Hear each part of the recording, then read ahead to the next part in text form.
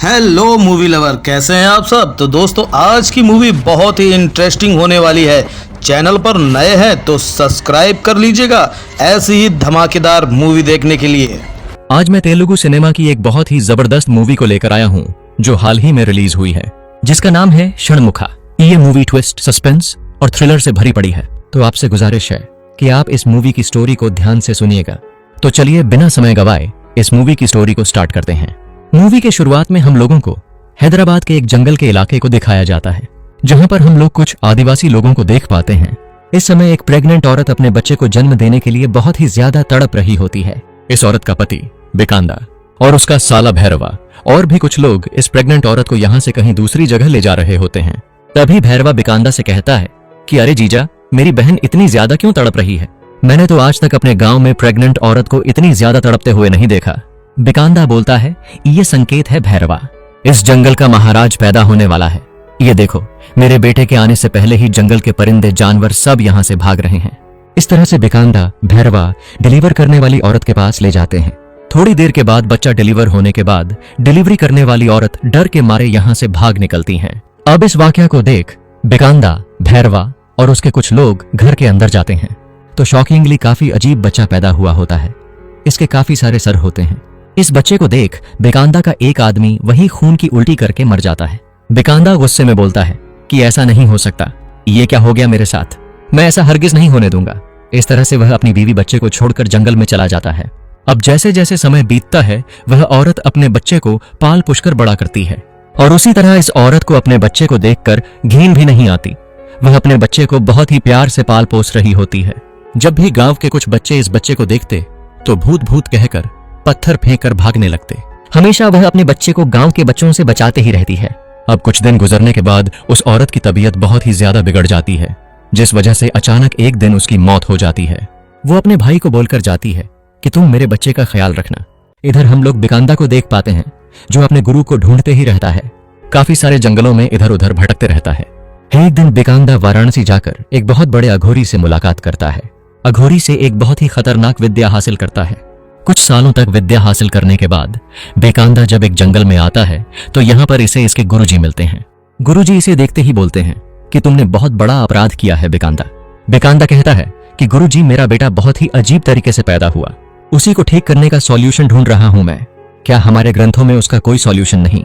तो बिकांदा का गुरुजी बिकांदा को कुछ ग्रंथ देते हैं कि इस ग्रंथ में लिखी बातों को अप्लाई कर लो। अगले सीन में एक सीआई एसआई कार्तिक को कॉल करके कहता है कि कार्तिक, तुम्हें मालूम है ना हमारे एरिया में ड्रग्स सप्लाई कितना ज्यादा बढ़ चुका है और इन सब में मेरा बेटा भी शामिल है, तो तुम इस मामले को थोड़ा संभल कर इन्वेस्टिगेशन करना। अगर डिपार्टमेंट को मेरे बेटे के बारे में मालूम पड़ेगी तो मेरी इज्जत की धज्जियां उड़ जाएगी। कार्तिक कहता है, कोई बात नहीं सर, मैं सब संभाल लूंगा। इस तरह से कार्तिक एक ड्रग्स सप्लाई करने वाले अड्डे के पास जाता है। यहाँ पर कुछ गुंडे होते हैं। कार्तिक इन गुंडों की कुटाई धुलाई कर इन सबको अरेस्ट करता है और यहीं पर उस सीआई का बेटा होने पर इसे भी 2-4 खींचकर थप्पड़ मारता है। इसके बाद ड्रग्स सप्लायर कमल को अरेस्ट करने जाता है। जब कमल को मार रहा होता है तो कमल कार्तिक की गन लेकर इसे ही डराने धमकाने लगता है। कमल डरकर गन को अपने ही माथे पर तान लेता है और कार्तिक की गन गाड़ी को लेकर यहाँ से फरार हो जाता है। थोड़ी देर के बाद हम लोग देखते हैं कि कमल जल्दबाजी में भाग रहा होता है तो वह एक गाड़ी को ठोक देता है। अगले सीन में हम लोग इस मूवी के लीड हीरोइन सारा को देख पाते हैं, जो बेंगलुरु में रहकर जर्नलिज्म की पढ़ाई करती रहती है। फाइनल ईयर होने की वजह से इन्हें अपने एक प्रोजेक्ट सबमिट करना होता है, तो सारा ने भी अपने प्रोफेसर मार्टिन को अपना प्रोजेक्ट सबमिट की होती है। लेकिन सारा का प्रोजेक्ट कंप्लीट नहीं होती। वह मार्टिन से कहती है कि सर, मैं एक जगह पर आकर अटक गई हूँ। मार्टिन कहता है कि सारा, मैंने तुम्हारा रिसर्च पेपर पढ़ा, बहुत इंटरेस्टिंग है। हैदराबाद में मैं एक पुलिस ऑफिसर को जानता हूँ, अगर तुम हैदराबाद जाओगी तो तुम मुझसे कांटेक्ट करो, इसमें मैं तुम्हारी मदद कर सकता हूँ। इधर हैदराबाद में कार्तिक का हायर ऑफिसर कार्तिक को अपने पास बुलाकर इसे डांटने लगता है। जब कार्तिक सीआई के बेटे और कमल को मारपीट रहा था तो एक शख्स ने वीडियो बनाकर उसे सोशल मीडिया पर पोस्ट कर दिया। वो वीडियो वायरल जा रही है और उसी तरह कार्तिक की गन गायब है। यहाँ हायर ऑफिसर कार्तिक को डांट रहा होता है कि तुमने एक टीनेज लड़के के ऊपर हाथ कैसे उठाया। इस मामले को दूसरे तरीके से भी सॉल्व किया जा सकता था।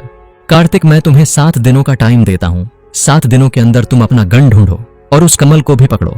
दूसरे सीन में हम लोग कमल को देख पाते हैं जो किसी अस्पताल में अपना ट्रीटमेंट ले रहा होता है, क्योंकि इसकी गाड़ी का एक्सीडेंट हुआ था ना।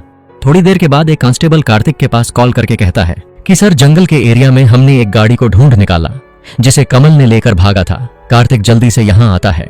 यह गाड़ी थोड़ी जली होती है और उसी तरह इसकी गन भी इस गाड़ी में मौजूद नहीं होती है। कार्तिक अपने टीम मेंबर को कहता है कि कमल जरूर यहाँ के आसपास के अस्पताल में ही गया होगा। तुम लोग जल्दी से जाकर मालूम करो कि कौन कौन शख्स कल रात अस्पताल में एडमिट हुआ। इसके बाद हम लोग एक कैंसर सेंटर को देख पाते हैं जहां पर जावेद जो कि टीनेज लड़का है उसकी मां की ट्रीटमेंट यहां चल रहा होता है। इसकी मां की ट्रीटमेंट के लिए बहुत सारे पैसों की जरूरत होती है। जावेद अपनी मां को देखकर बहुत रो रहा होता है। इसी दौरान एक अनजान शख्स जावेद के पास कॉल करके कहता है कि जावेद तुम चिंता मत करो, मां के इलाज के लिए पैसे का इंतजाम हो जाएगा। इधर कमल उसी रात वापस अपने घर आता है। कमल के घर में एक सीक्रेट कमरा होता है तो वहां पर फोन रिंग हो रही होती है। कमल जैसे ही फोन उठाता है तो उस तरफ एक मास्क वाला शख्स, और ये मास्क वाला शख्स कोई और नहीं भैरवा होता है, वही बिकांदा का साला। वो इसे कहता है कि एक शख्स हमारे बारे में जांच पड़ताल कर रहा है, तुम जल्दी से उसका पता लगाओ। इधर हम लोग सारा को देख पाते हैं जो अपने होम टाउन विजयवाड़ा आ चुकी होती है, और उसी तरह आज सारा को लड़के वाले देखने के लिए आते हैं। घर वाले दोनों को प्राइवेटली बात करने के लिए भेज देते हैं। जब दोनों बात कर ही रहे होते हैं तभी मार्टिन सारा के पास कॉल करके कहता है कि सारा मैं सीआई से बात कर ली है, तुम कल ही हैदराबाद जाकर उस सीआई से मुलाकात कर सकती हो। उसी रात हम लोग भैरवा को देखते हैं जो एक बहुत बड़े केज में किसी को बंद करके घने जंगल के अंदर रखता है। इस जंगल के अंदर बिकांदा अजीब से रिचुअल करते रहता है कुछ तांत्रिकों के साथ मिलकर। अगले दिन सारा हैदराबाद जाने के लिए तैयार होती है और माँ बेटी की बात से हम लोगों को मालूम पड़ता है कि सारा को यह रिश्ता बिल्कुल भी पसंद नहीं।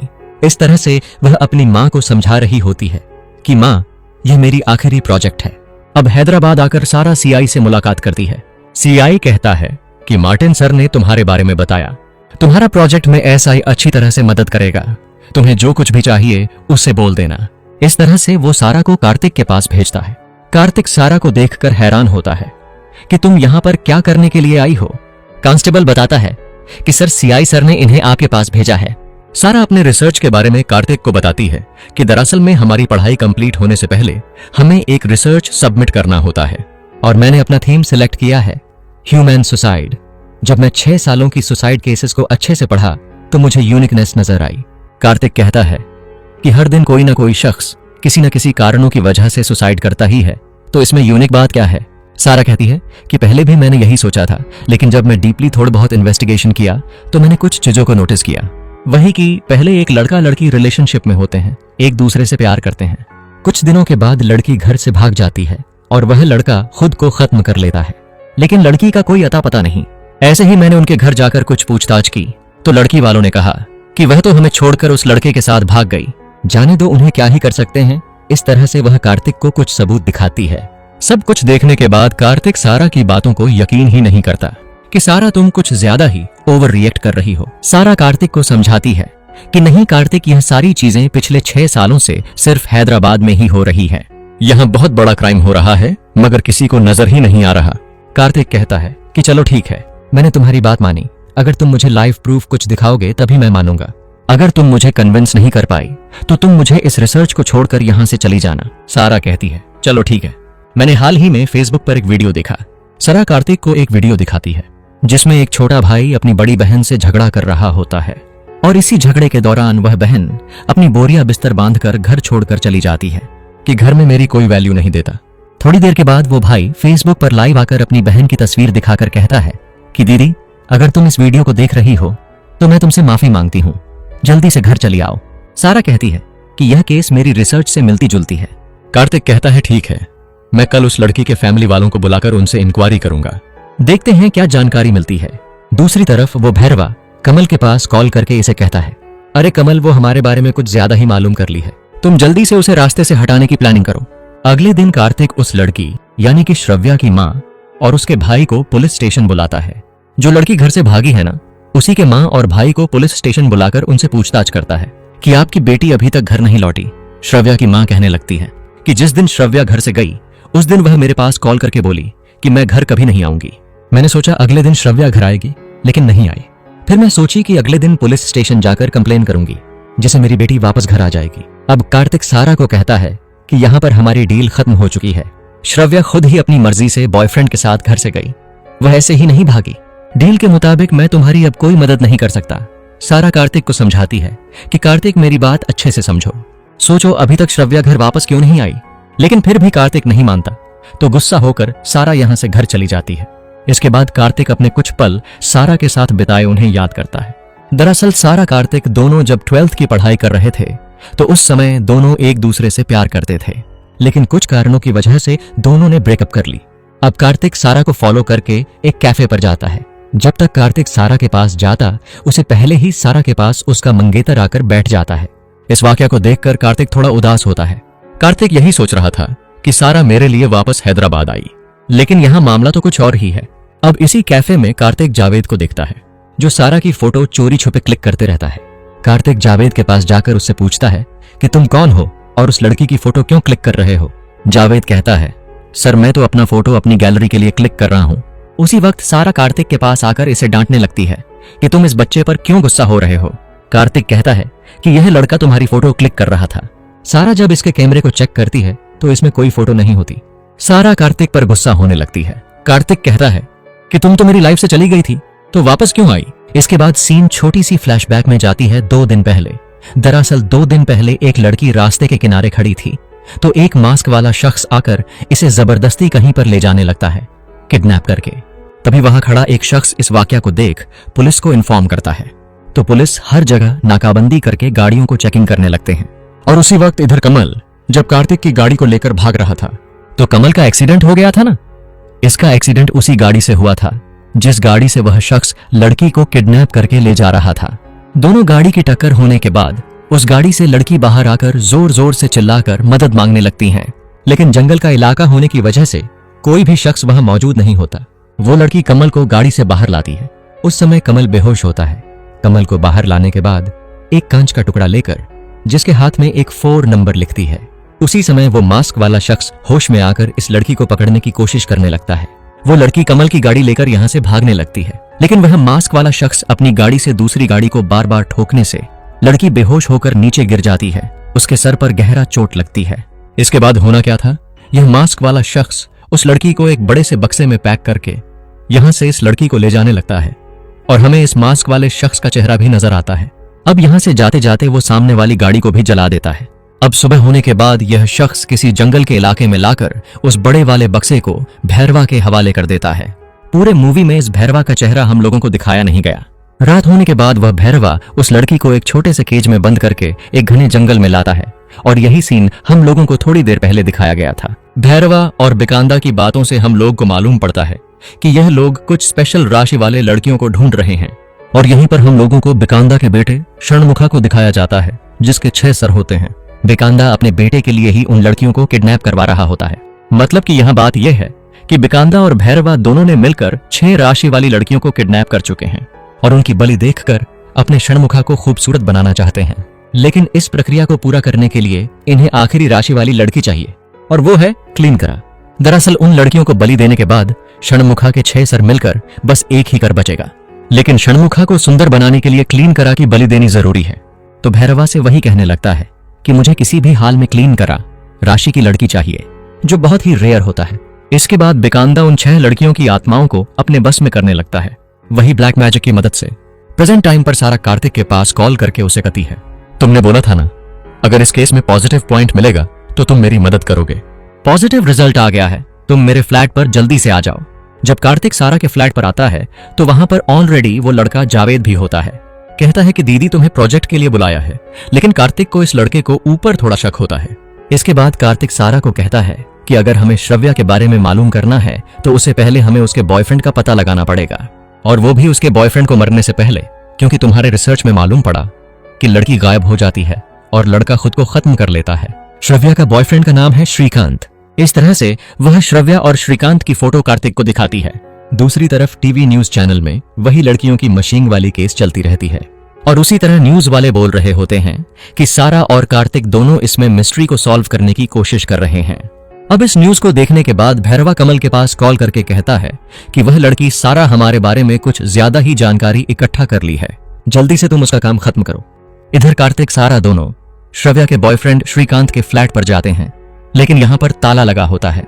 जब कार्तिक फ्लैट के मालिक को बुलाकर श्रीकांत के बारे में पूछता है तो ये शख्स एक सच्चाई बताता है दरअसल श्रव्या श्रीकांत की गर्लफ्रेंड नहीं है, वो तो कौशिक की गर्लफ्रेंड है।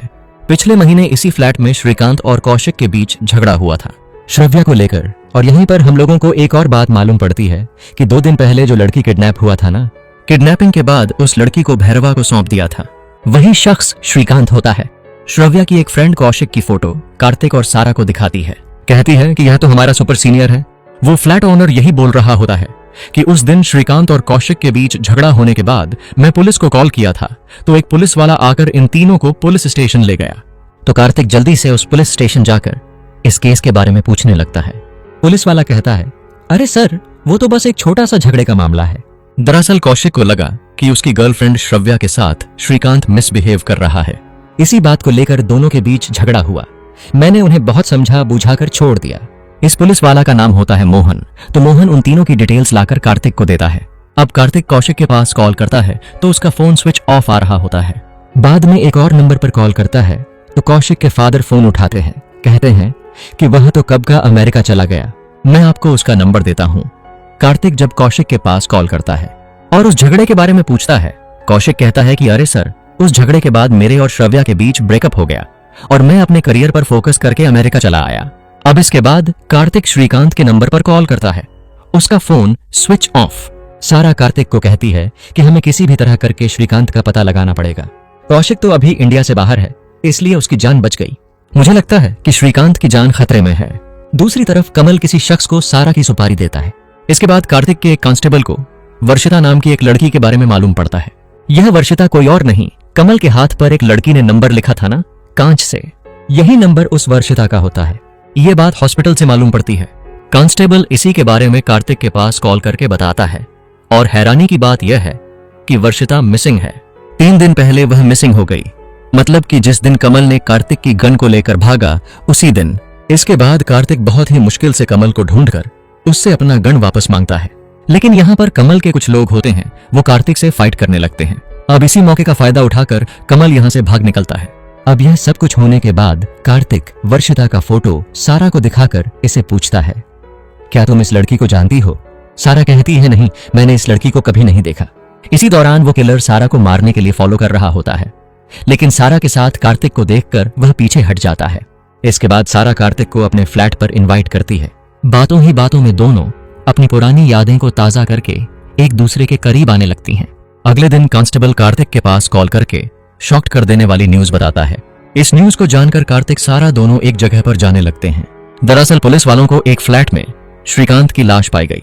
फोरेंसिक वाले डेथ बॉडी को देखकर कार्तिक को यही कहते हैं कि सर, इस शख्स की मौत यही 2-3 दिन पहले हुई है और वॉचमैन के बयान के मुताबिक उसने 3 दिन पहले गन की आवाज सुनी थी। कार्तिक जब श्रीकांत का फोन चेक करता है तो उसमें कौशिक का फोन नंबर होता है। कार्तिक और सारा यही सोच रहे होते हैं कि कौशिक ने हमें बताया कि मैंने झगड़े के बाद किसी से कांटेक्ट नहीं किया, लेकिन 3 दिन पहले कौशिक और श्रीकांत की एक दूसरे से बात हुई और वो भी इंडियन नंबर से। जब इसका व्हाट्सएप चेक करते हैं तो इसमें वर्षिता का फोटो मिलता है, वही लड़की की फोटो जिसे कांस्टेबल ने कार्तिक के पास भेजा था। अब इन सब वाकया को देख कार्तिक अपना अनुमान लगाता है कि इसका मतलब श्रीकांत वर्षिता को किडनैप करके ले जा रहा था। इसका गाड़ी का एक्सीडेंट हो गया, वो भी कमल के ही गाड़ी से, और वर्षिता ने कुल्लू के तौर पर कमल के हाथ पर अपना नंबर लिखा। लेकिन यहाँ पर सबसे बड़ा सवाल यह है कि आखिर श्रीकांत ने वर्षिता को किडनैप क्यों किया? अब यही सारी खबरें न्यूज चैनल पर टेलीकास्ट होने लगती है। शॉकिंगली इस खबर को जैसे ही कौशिक देखता है तो वह पुलिस ऑफिसर उस मोहन के पास कॉल करता है। यहीं पर हम लोगों को यह सच्चाई मालूम पड़ती है कि कौशिक मोहन का छोटा भाई है। कौशिक कहता है कि भैया, जिस तरह से श्रीकांत ने कहा ठीक वैसा ही हो रहा है। मैं मरना नहीं चाहता, आप मुझे बचा लो भैया। मोहन कहता है, जब तक मैं ना बताऊं तब तक तुम बाहर मत आना। अब इसी रात मोहन कौशिक एक बार में मुलाकात करते हैं। जब दोनों बात कर ही रहे होते हैं तभी यहाँ पर कार्तिक आता है। दरअसल कार्तिक यहाँ पर मोहन के लिए आया होता है, लेकिन इसे यहाँ कौशिक भी नजर आता है। मोहन कहता है कि जो कुछ भी वाकया घटी उन सब में मेरा भाई का कोई हाथ नहीं, मैं आपको डिटेल में सब कुछ बता दूंगा। यहाँ कार्तिक जब कौशिक को ले जाने की कोशिश करता है तो मोहन के आदमी सब इसे रोकने लगते हैं। तब यहाँ पर इनके बीच थोड़ी फाइट वगैरह होती है। इसी दौरान सारा जब कौशिक से बात करने के लिए जाती है तो कौशिक खुद को एक कमरे में लॉक कर लेता है और दिखने में ऐसा लग रहा होता है कि कौशिक की तबीयत बिगड़ते ही जा रही है। सारा को बोलता है कि अगर तुम मेरे बारे में जानने की कोशिश करोगी तो तुम्हारी हालत भी मेरी तरह होगी, तुम जाओ यहाँ से। कार्तिक जब तक दरवाजा तोड़कर अंदर आता तब तक कौशिक बेहोश हो चुका होता है। अब यह सब कुछ होने के बाद मोहन सारा और कार्तिक को जो कुछ भी हुआ वह सब बताने लगता है कि जिस कॉलेज में श्रव्या और श्रीकांत पढ़ते हैं उसी कॉलेज में कौशिक सुपर सीनियर था और थोड़ी सी गलती की वजह से कौशिक को लगने लगा कि श्रव्या मुझसे प्यार करने लगी है। हालांकि श्रव्या और श्रीकांत दोनों एक दूसरे से सच्चे दिल से प्यार करते हैं। हायर स्टडी करने के लिए कौशिक अमेरिका चला गया। इसी दौरान कौशिक को श्रव्या और श्रीकांत के बारे में मालूम पड़ने पर वह अमेरिका से वापस इंडिया लौटा। इंडिया आते ही वो श्रीकांत से झगड़ा करने लगा और यह केस मेरे पास आया तो मैंने अपने भाई श्रीकांत को बहुत ही अच्छे से समझाया। अब यह सब कुछ होने के बाद एक दिन श्रीकांत कौशिक के पास कॉल करके बोला कि श्रव्या एक बहुत बड़ी प्रॉब्लम में है। श्रव्या को बचाने के लिए मुझे एक लड़की को किसी दूसरे शख्स को देना होगा। श्रीकांत इस समय किसी दूसरे जगह पर होता है तो वह कौशिक को बोलता है कि तुम मेरे फ्लैट पर जाओ, टेबल पर एक लड़की की फोटो रखा होगा, उस लड़की की फोटो मुझे व्हाट्सएप करो। तो कौशिक उसी तरह श्रीकांत के फ्लैट पर जाकर उस लड़की की फोटो उसके व्हाट्सएप पर सेंड करता है और जिस लड़की की फोटो सेंड किया यह लड़की होती है वर्षिता, जिसे श्रीकांत ने किडनैप किया था। अब यह होने के बाद श्रीकांत दोबारा से कौशिक के पास कॉल करता है कि जब तक श्रव्या बाहर नहीं आती तब तक आप भी बाहर मत आना, वरना आपकी भी मेरी तरह हालत होगी। इस तरह वह गन लेकर खुद को खत्म कर लेता है। मोहन कहता है कि इसीलिए कौशिक यहां से अंडरग्राउंड था, लेकिन कार्तिक और सारा दोनों ने मिलकर कौशिक का नाम न्यूज चैनल में हाईलाइट कर दिया, जिस वजह से उसकी भी जान अब खतरे में है। अब यह सारी वाकया सुनने के बाद सारा और कार्तिक को एक जबरदस्त बात समझ आती है कि पहले एक शख्स एक लड़की को किडनैप करके उसके बॉयफ्रेंड को ब्लैकमेल करने लगता है कि वो दूसरी लड़की को किडनैप करें। जब वह लड़की मिल जाती है तो वह लोग उस लड़के को मार देते हैं और दोबारा से ऐसे ही साइकिल चलाते आ रहा है। मतलब कि श्रीकांत ने श्रव्या की जान को बचाने के लिए वर्षिता को किडनैप किया। अब शायद वर्षिता को बचाने के लिए उसका बॉयफ्रेंड किसी दूसरी लड़की को किडनैप करेगा। इधर कमल उस किलर के पास आता है। दरअसल कमल ने इस किलर को काम सौंपा था कि तुम क्लीन करा राशि की लड़की को ढूंढ निकालो। तो वह किलर क्लीन करा नाम की राशि वाली लड़की को इस कमल को सौंपता है। अब बदले में कमल इसे पैसे देने की जगह इस किलर को गोली मार देता है ताकि कोई सबूत ना रहे। कार्तिक अब किसी भी तरह करके कमल को ढूंढकर इन्हीं क्राइम के बारे में पूछने लगता है। कमल कहता है, अरे कार्तिक, यह कोई क्राइम नहीं है, यह तो एक बहुत बड़ा माया जाल है। बिकांदा एक बहुत बड़ा यज्ञ कर रहा है और उसके लिए मुझे बस एक आखिरी लड़की क्लीन करा राशि की चाहिए और उस राशि की लड़की कोई और नहीं, तुम्हारी सारा है। अब यह सुनकर कार्तिक कमल को धमकी देने लगता है कि अगर सारा को कुछ हुआ तो तुम्हारी खैर नहीं। उसी समय भैरवा कमल के पास कॉल करके इसे कहता है कि जो कार्तिक के हाथ में धागा है उसे तुम निकाल दो, तभी कार्तिक को हम कंट्रोल कर पाएंगे। तो अब कमल इसी तरह बातों में फंसाकर कार्तिक के हाथों में जो धागा होता है उसे निकाल लेता है और इसे बोलता है कि अब तुम्हारी सारा के पास बस कुछ ही मिनटों का समय है, बचा सकते हो तो बचा लो। अब कार्तिक के यहां से जाने के बाद भैरवा कमल के पास आकर इसे जान से खत्म कर देता है। इधर कार्तिक सारा के पास आता है और इसे कहता है कि सारा तुम्हारी जान खतरे में है। तभी इस समय कार्तिक बिकांदा के कंट्रोल में आ जाता है और यहीं पर हम लोगों को एक और बात मालूम पड़ती है कि बिकांदा ने अब तक जिन जिन लड़कों को मारा उन सबको अपने कंट्रोल में करके मारा। उसी समय भैरवा कार्तिक के पास आकर इसे कहता है कि इस सारा को मेरे हवाले कर दो और तुम उधर साइड में जाकर बैठ जाओ। तो कार्तिक इस तरह से उसी जंगल के एरिया में जाकर बैठा होता है। थोड़ी देर के बाद भैरवा सारा को लेकर बिकांदा के पास आता है और यहाँ पर सारा षणमुखा को देखकर शॉक्ड में रह जाती है। इसके बाद बिकांदा उन 6 लड़कियों के ऊपर वार करके उनका खून एक बर्तन में जमा करने लगता है। पहले से ही वो 6 लड़कियां बिकांदा के वश में होती है। इसके बाद बिकांदा वो खून अपने बेटे को पिलाने लगता है, वही षणमुखा को। खून पीते ही उसका 6 सर निकलकर बस एक ही सर बचता है। अब फाइनल स्टेप है क्लीन करा राशि की लड़की का बलि देना, वही सारा की बलि देना। इस बलि के बाद बिकांदा का बेटा बहुत ही सुंदर बन जाएगा।